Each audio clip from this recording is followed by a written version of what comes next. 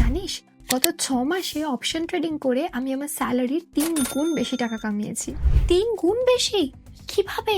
আমিও এটা করতে চাই ভাই, আমাকেও বল আমি কিভাবে করব। আরে খুব সহজ, ফোন ওঠা জিরো গ্রো অ্যাপ ডাউনলোড কর আর কাজে লেগে পড়। আপনি নিশ্চয়ই অনেকবার এই ধরনের কনভারসেশন শুনেছেন। আমাদের জেনারেশনে অপশন ট্রেডিং এর ক্রেজ দাবানলের মতো ছড়িয়ে পড়েছে।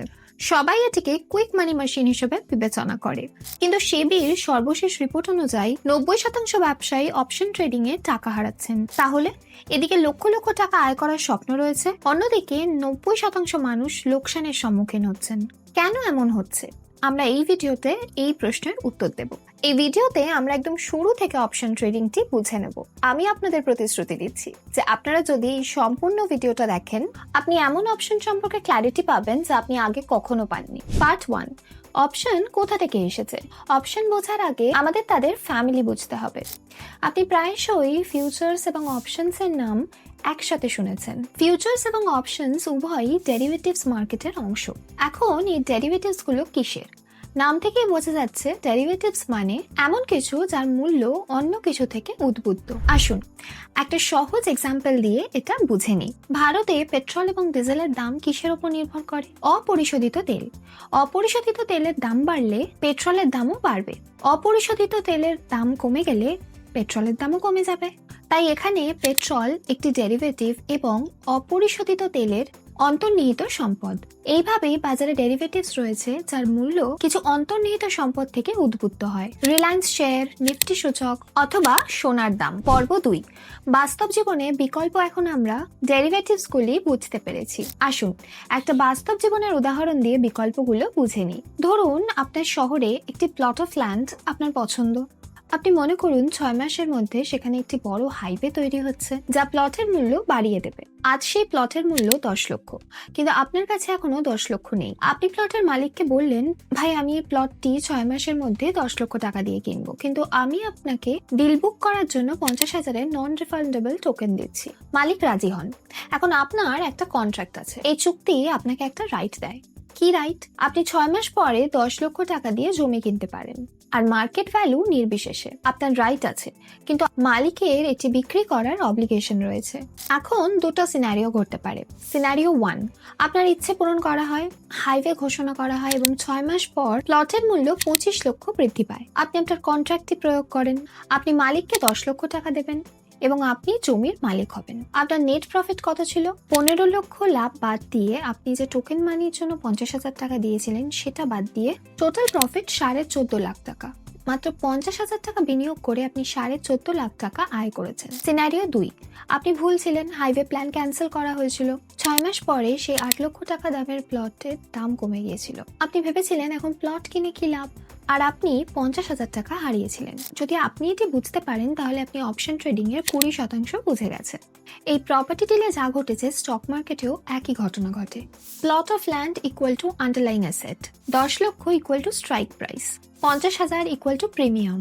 আপনি মানে যিনি টাকা দিয়েছেন ইকুয়াল টু অপশন বায়ার, মালিক মানে যিনি টাকা নিয়েছেন ইকুয়াল টু অপশন সেলার। এখন দেখা যাক স্টক মার্কেট অপশনস গুলো কিভাবে কাজ করে। এখন একটু টেকনিক্যাল ভাষায় কথা বলা যাক। Part 3, real life options trading. Option trading এ দু রকমের অপশন হয়, কল অপশন এবং পুট অপশন। কল অপশন কি? ধরুন আজ রিলায়েন্সের একটা শেয়ারের মূল্য 1400 টাকা। আপনি বিশ্বাস করেন যে 1 মাসে এটা বেড়ে 1700 হবে।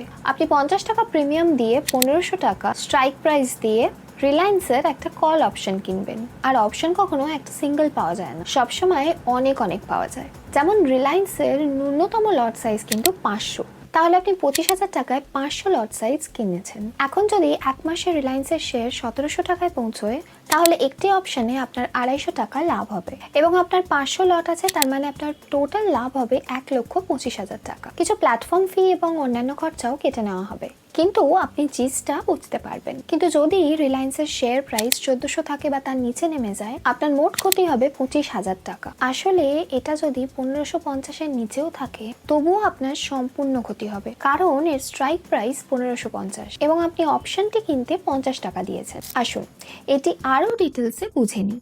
যদি আপনি কল অপশন কেনার বিষয়টি বুঝতে পারেন, তাহলে যখন আপনি কল অপশন কিনবেন তখন বাজারে একজন বিক্রেতা থাকবেন যিনি এই কলটি বিক্রি করবেন। এখন যিনি কল অপশন কিনছেন তার মতে যখন শেয়ারের দাম বা আন্ডারলাইং অ্যাসেটের দাম বেড়ে যায় কিন্তু স্টকের দাম উপরে নিচে অথবা পাশে যাওয়ার প্রবাবিলিটি সমান বলে ধরে নেওয়া হয়, তাই একজন কল অপশন বায়ারের জন্য জেতার চান্সেস 1/3 আর হেরে যাওয়ার চান্সেস 2/3, অর্থাৎ 67%। একজন কল অপশন সেলারের জন্য দাম কমে গেলে বা পাশে গেলে তিনি জিতবেন, দাম বেড়ে গেলেই কেবল তিনি ক্ষতি ভোগ করবেন। তাহলে তার জেতার সম্ভাবনা 2/3 আর হেরে যাওয়ার সম্ভাবনা 1/3। এই কারণে এমনকি সবচেয়ে প্রফেশনাল ট্রেডার্সরাও প্রায়শই অপশন কেনার চেয়ে অপশন বিক্রি পছন্দ করেন, কারণ সম্ভাবনা তাদের পক্ষে থাকে। কিন্তু একটা কল অপশন বিক্রি করতে প্রচুর ক্যাপিটালের প্রয়োজন হয়। যেমনটা আমরা দেখেছি, আপনি মাত্র 25,000 টাকায় রিলায়েন্সের 50টা লট কিনেছেন। এটাই একটা লট বিক্রি করতে গেলে আপনার কমপক্ষে 5 থেকে 6 লক্ষ টাকার ক্যাপিটাল প্রয়োজন হবে। একে মার্জিন রিকোয়ারমেন্টও বলা হয়। তাই একজন বায়ার্স পয়েন্ট অফ ভিউ থেকে তারা 5-6 লক্ষ টাকার ক্যাপিটাল 25,000 টাকায় আয় করতে পারেন, যা মাত্র 4 থেকে 5% মার্জিন। তাই রিটেল ট্রেডার্সরা বিক্রি করতে পছন্দ করেন না কারণ এই 5 থেকে 6% তাদের জন্য যথেষ্ট নয়। তাহলে চলুন তাড়াতাড়ি করে একটা পুট অপশনের গল্প বুঝে নিই। পুট অপশন কি? চলুন একটা উদাহরণ দিই। রিলায়েন্সের 1400 টাকার একটা শেয়ারের কথা বিবেচনা করুন। আপনার ভয় হচ্ছে কোম্পানির রেজাল্ট খারাপ হতে পারে এবং শেয়ারের দাম কমে যেতে পারে। এই ঝুঁকি থেকে নিজেকে রক্ষা করার জন্য আপনি 10 টাকার প্রিমিয়াম দিয়ে একটা 1300 টাকার রিলায়েন্সের পুট অপশন কিনবেন এবং মিনিমাম লট সাইজ 500। তাহলে আপনি 5,000 টাকার অনেক পুট অপশন কিনেছেন, যার স্ট্রাইক প্রাইস 1300 টাকা। এখন যদি রিলায়েন্স শেয়ার 1200 টাকায় পৌঁছয় তাহলে আপনি একটি অপশনে 90 টাকা লাভ করবেন। আর যদি 500 টাকার লট থাকে তাহলে আপনার টোটাল লাভ হবে 45,000 টাকা। এই ক্ষেত্রে পুট অপশন বায়ার তখনই জিতবেন যদি শেয়ারের দাম কমে যায়। সুতরাং তার জেতার সম্ভাবনা 1/3 আর পুট অপশন সেলারের জেতার সম্ভাবনা 2/3। তো বন্ধুরা, এটা একটা ভাববার বিষয়। অপশন সেলিং এ যখন জেতার চান্সেস বেশি তাহলে 99% রিটেল ট্রেডার্স অপশন বাইং কেন করে না? এর উত্তর হলো ক্যাপিটাল। পার্ট 4, প্রিমিয়াম বানাম মার্জিন। যখন আপনি একজন অপশন বায়ার হন তখন আপনাকে কেবল একটা প্রিমিয়াম দিতে হয়, যা সাধারণত একটা ছোট পরিমাণ। যদি আপনি রিলায়েন্সের 500টি শেয়ার কিনতে চান এবং একটা অপশন প্রিমিয়াম 500 টাকার হয় তাহলে আপনার মোট বিনিয়োগ হবে 500 × 50 মানে 25,000। এত কম ক্যাপিটালের মাধ্যমে আপনি 500টি শেয়ার চলাচল থেকে লাভের সুযোগ পাবেন। এই হাই লেভারেজই মানুষকে অ্যাট্রাক্ট করে। কিন্তু যখন আপনি একজন অপশন সেলার হন তখন আপনি একটি প্রিমিয়াম পান, কিন্তু বিনিময়ে এক্সচেঞ্জ আপনাকে মার্জিন হিসাবে একটা বড় পরিমাণ ব্লক করে। মাত্র 25,000 টাকায় প্রিমিয়ামের ডিলের জন্য বায়ারকে 4 থেকে 5 লক্ষ টাকা বা তারও বেশি মার্জিন দিতে হতে পারে। এর কারণ হলো সেলারের লস পোটেনশিয়াল আনলিমিটেড। তাই এক্সচেঞ্জ ইতিমধ্যে তাদের থেকে একটা নিরাপত্তা আমানত নেয়। এবার ভাবুন, সেলার 5 লক্ষ বিনিয়োগ করেছেন এবং মাত্র 25,000 রিস্ক নিচ্ছেন। ইনভেস্টমেন্টের উপর তার রিটার্ন খুবই কম, 4 থেকে 5%।